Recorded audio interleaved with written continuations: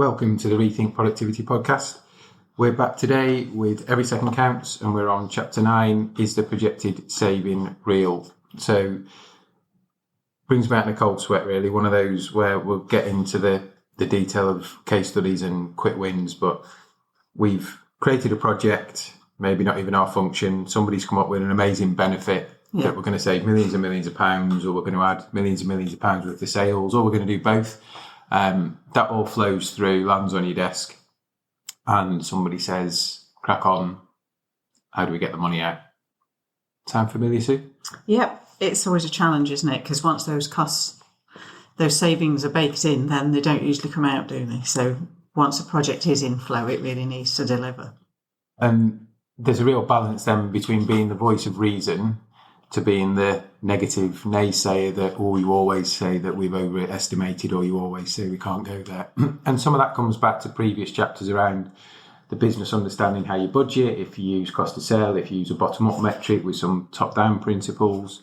But ultimately, for those that understand labour models and run them, there's always intricacies of minimum manning, of base levels, of ways that the hours are calculated. That means it's not as simple as if we spend 1,000 hours on this process and we can do some tech or some new machinery that means we can make it 50% quicker, that we can actually take those hours and bank them as savings. There's lots of other factors and influences that sometimes means you can access all of it, none of it, a proportion of it, which people don't quite want to hear when there's a certain ratio they need of saving to make sure they can spend the money on the tech or the process. Yeah. What this chapter is really inspired by is the work that we've done with people where they've kind of got a project that they've implemented, and then we've gone in to measure what's the impact of it. So in an ideal world, that probably happens in an early phase of the project rollout, because it can help you refine it and get it better. But actually, in some instances, it's been when it's been all done, all rolled out.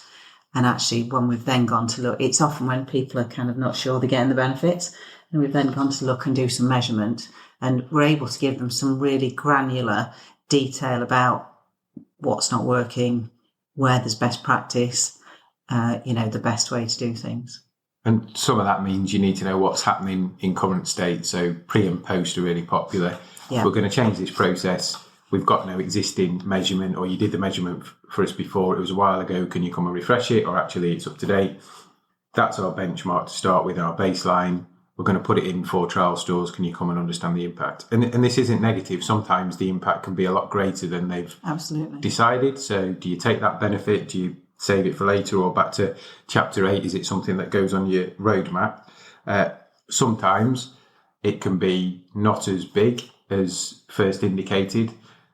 Influencing factors tend to be rollout. So change, communication change.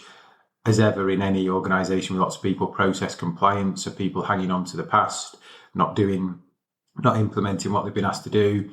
Gremlins in the tech, pretty much always see that in the first couple of weeks of a new process, so not a great time to measure, let the tech get bedded in, let any gremlins get out of the system. But also, the adverse thing, if we're going to drive sales, actually is a really good thing, but then means you might need extra labour, because you start to sell more things get delivered, more things need making, more things go through the self-checkout or the scan. So all these things are really interrelated and tricky. And I really like doing these when we get called in to do these, because we always find some really interesting insights. And one of the things I particularly love about it is you really get to know what's the opinion of the operators and their view. And you can feed all that back. And because we've got it because it's by measurement, you're not down to opinions. There's actually a fact base for this bit's working really well, this bit's not working quite so well, and this is what you can do to improve it. So I think they're really useful studies to do. They're not usually huge. They're not usually expensive, because we're not in there very long. You'll go to a couple of sites and do a bit of pre and post measurement, and the level of insight that you get from it, I think, is considerable given outlay on the study time. So as Graham Wilson said at our forum in September, and he will be speaking again in 2025, which is good news. Sometimes you need to go a little slower to go faster. And by that, I think it was referencing slow down at the start, make sure everything's in a row, make sure everybody's aligned, make sure all the tech works. And actually then that may mean you can roll out faster in these instances and speed up. And there's been some really interesting things in terms of case studies when we have gone out to measure these sorts of things. One company had changed from a really heavy paper-based system to a digital system, which was brilliant, and people were using it. However, there was some extra functionality which was really useful, and we knew because we were going in to measure them using that functionality, and the teams were saying, oh, we didn't know it did that. Oh, that's good, isn't it? So actually we were doing an education piece. So the bit that went back to the team was actually some of this hasn't landed as well. So there's probably extra benefit you could get out of it by landing it. There was a business that were looking at should they put in top stock shelves above their normal shelves. And we went to 3 different places, and the 3 stores that were trialling it for them were all doing it differently. One was doing it really well, and it sounds obvious, but they made sure that they were using the shelves for bulky things and made sure things were directly above the space. There was another team that had just put as much as they could on the shelves, and they just put it wherever there was a space. So actually, if you then came to find it or count it or do any replenishment, you were then walking around the whole shop to try and find where somebody had put the stock. So there's some really simple things that we see. And I think one of the classic ones that we talk about was a business that introduced automatic coffee machines, and they weren't seeing the extra throughput that they thought they would by automating part of the process. They were going from kind of a hand making a shot to somebody pressing a button. And when we went in, we realised that what they hadn't done was kind of orchestrate the rest of the movements around it. So what was happening, the colleague was working the way they always used to. So they were just pressing the button and standing there rather than pressing the button and then getting on with doing the milk or whatever it is that they could do alongside. So some really, fundamental things that can transform the delivery of the benefit can come out of these sorts of studies. Yeah, one of the ones that probably sticks with me was the big multi-global company putting in a new HR SAP system. Clearly some savings. One of the biggest ones was around removing paper, but what they'd failed to understand was that in various different markets across the world, and as humans, this is fact, it takes us longer to type something than write something. Yeah. So all their benefits have been baked in terms of automation, digitising, no pieces of paper, which was great, but what they hadn't factored in that it would take people longer to actually do the process because they were typing. Now, over time, that scales and is a cost, but actually there's all the benefits that come with it in terms of having accurate data in systems, removing the paper, lots of legislation in various countries about things being signed. But the feedback from the stores when it went in was this takes us longer, and they couldn't square off why, because they were looking at a piece of paper with all the benefits and a plan that said, but all these things should save you. So sometimes back to going slower to go quicker, understanding that really helped then future rollout to say, in the first instances, this probably is going to take you more time, but actually these are the benefits. As customers come back, we've got all their details electronically, we can pull data through to different systems. So benefits were there, just shaped in a slightly different way over a slightly different period. So again, watch outs, but good to understand that because that really shaped the future rollout.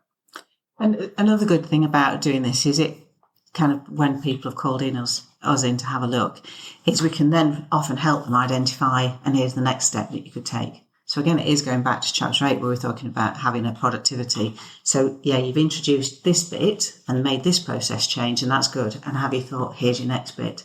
So often they'll, have those ideas themselves. But again, having a third party come in and share ideas can be really useful. Yeah, and in terms of quick wins around this, I think lean on your vendors, your suppliers. They've got the experience, they've got the support network. They might bring us in to help validate that piece of thing, but also they'll have the additional functionality that you might have not chosen to use at this point that you can use in the future, or actually is it configured the best way? Which customers have they got that you can go and speak to? It's always really useful going and speaking to other people that have been through that journey, and I think it's one of the things people say they really enjoy about coming to our sort of annual conferences. You get a chance to speak to people that have gone through these things the same. And I know when I was kind of in retail operations, talking to other people, there was instances where I saved a whole lot of time of that first steps of learning. You can avoid all that by talking to somebody else who's been through it, and I'll share kind of, these are the things to avoid. And use your network. Clearly, any vendor's going to set you up with somebody who's going to tell you it's great. What you kind of want is perfect, that's what we want to hear because we want it to be great for us. But what are the bits you do differently if you were starting again? What are the bits you didn't know that you know now? Those are all the kind of silver bullets, golden bullets that can make a real difference. Yeah. Use data. So if you've got pre-data that you've measured, track it down. If not, get it measured so you can accurately understand. Cross-functional as well. Is it an IT project? Is it HR project, ops project, people project, whatever it might be?